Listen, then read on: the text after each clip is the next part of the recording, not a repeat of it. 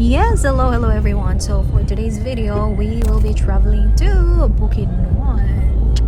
Char lang, because this video was way back 2 years ago if I'm not mistaken. I think almost 3 years na siya. So this video was actually before nag-fly to Ireland ang Family Chicken. And so we thought of some place or a place na we can spend our, nalalabing time together, because 3 days from that on is, fly na siya. And so we found a place in Bukidnon, specifically sa Lumay area. So from Davao City, nag-add to pa rin SM before me naghawa sa Davao. So we bought our food for dinner sa SM.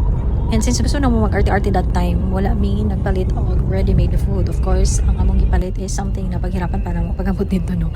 Though, medyo little late na mi naghawa sa Davao, like I think mga around 4. So, nag-travel pa mi pa Bukidnon. But I think, wala siya nabot og 2 hours na travel time. Kay hapon na I think dili siya anak traffic, basta going Bukidnon sa mga anak na oras. And dili siya anak ka-hassle po di-travel to Bukidnon, because as you all know, the place is very bunaw. So on the way to Bukidnon, since that's around 4 na going 5, of course nag-start na ang mga fog sa daplin-daplinan na naman. So very relaxing lang jud kayo, except sa akong position nga on top of me is the baboy big chicken love ni Mami.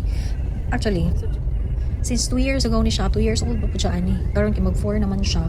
So kani nga time, baby like pa kay siya, like best position, best spot pa kay niya niyang driver seat, front seat, like next to the driver. Mo na siya ang iyang favorite spot pa, and wala pa si Parker ani na time. So hilig pa kay na siya magpasabak, dapat nadyo na siya dira ni area. Unlike karon is always na siya nasa likod, and even magsilip sa bintana dili na siya ganahan. So ana jud siguro ang dog pag magka-mature na. So kung tanawon mi mura may nagkalisod, like mura siya nagkalisod, like dili comfy siya tanaw, pero my god, mo na ang pinaka-comfortable niya position. Kanang even if itulak na ako siya patalikod, mangusog siya kay gusto niya dira lang siya. Wala na ko na siya i-blues. Gusto lang jud niya nga dira siya. Kahit na imo na siyang itakoy patalikod, mubalik niya ko na siya dira. So ana siya before. Ang karon karon nawala naman siya. Nawala na ng ana niya na attitude, like nanapod siya another favorite spot, which is likod sa driver seat sa floor. Dili na sa dili na sa seat. Sa na siya sa floor jud mismo, and likod sa driver seat. Mo na yung favorite spot ko. So God, maskin medyo bugat na jud kayo, in fairness. Awang lawas mabuhay kayo. Antos na jud daw na Mami no, para dili mastorbo ang iyang pagtulog. Nag-rest na siya ng time. Inalabod ko may para ma-relax siya. Okay, kasi na-stress na siya sa stress na siya sa sigig pugong, kaya every time na mag-liko-liko murag musog po siya kapil siya kabalon sa akong pagkuhan sa iyang body. Yung papi nga nag-drive, sige pong pamantay sa iyang. So ang Mami, sige pugong para sa baby. My God. So nipuli na po siya karon ni si Parker, like every time mag-travel me na ay ambot sobra ka kulit times 3 times to sa kung unsa ang kabataan ni Chicken before.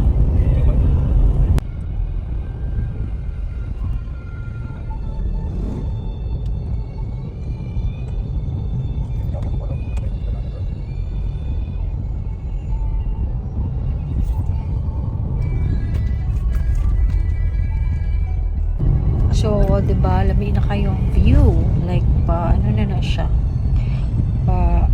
Sunset.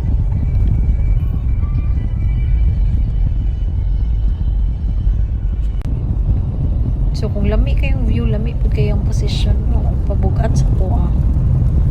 Labidab kayo sa nga tanan kalibutan. Ang baboy na big, very much. Bugat kayo. Pero ito santos na dyan daw na Mami kay ginatolerate man po siya siyang papi nga. Kuan. Lang, lablaban lang. Kasi di lang siya kung siyang gusto. Kasaban mo ko siyang papi kung ako siyang tulakong patalikod. Matulog ba dyan na siya like matulog mo. Ata na siya kayo niya nga time. Pero yes na lang. Kay luwi mong pod ka nang every time na may paliko-liko ba mo mawan siya. Mangusog siya. Malibog po siya kung saan niya pag position niya mawas. Babuyan ni Chicken diri mo. Super baboy.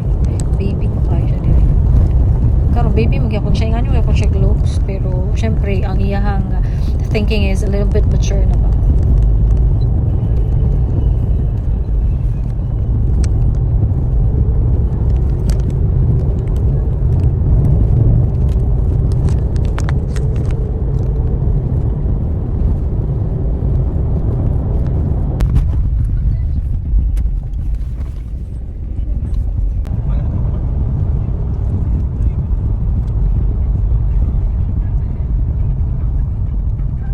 So, this is the place. Almost na may sa area.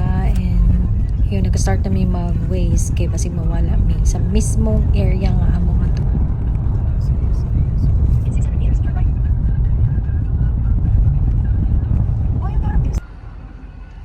So, ayan, na dyan may sa ilang barangay. Ay, nangita may store na mapalitan ng kuling kay magsugba-sugba kung ano sa amo staycation. And nag-rest ko kay ang ako ang legs na mingo. And kana going na pod mi dito na jud mismo sa sa house. Dara. Wata ni.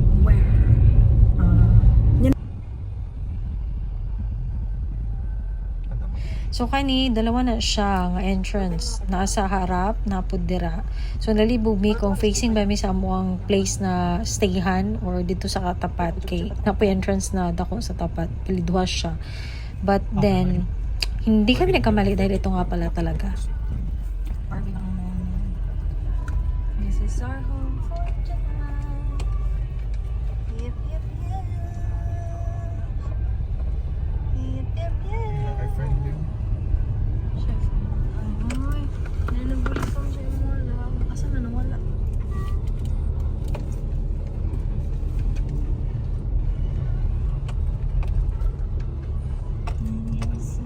Isa lang po sila karong no? Where is it?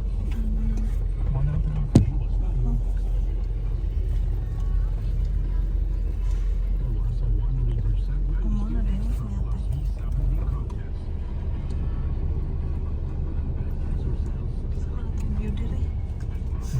Saan mo na itong view dire? Ito po dahil tripper po dahil.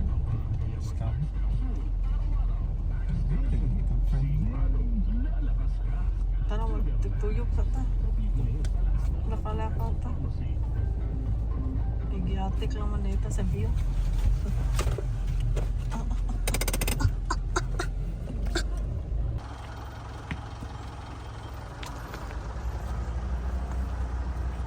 Maho makog-iro. Kana or sa baba?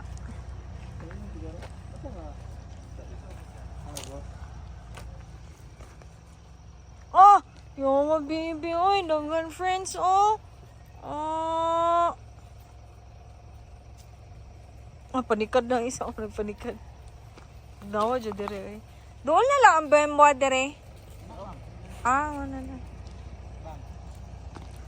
Narato ta kay Tita Ebs ni Mobe. Taga diri lang ka, sir? Taga diri ra ka?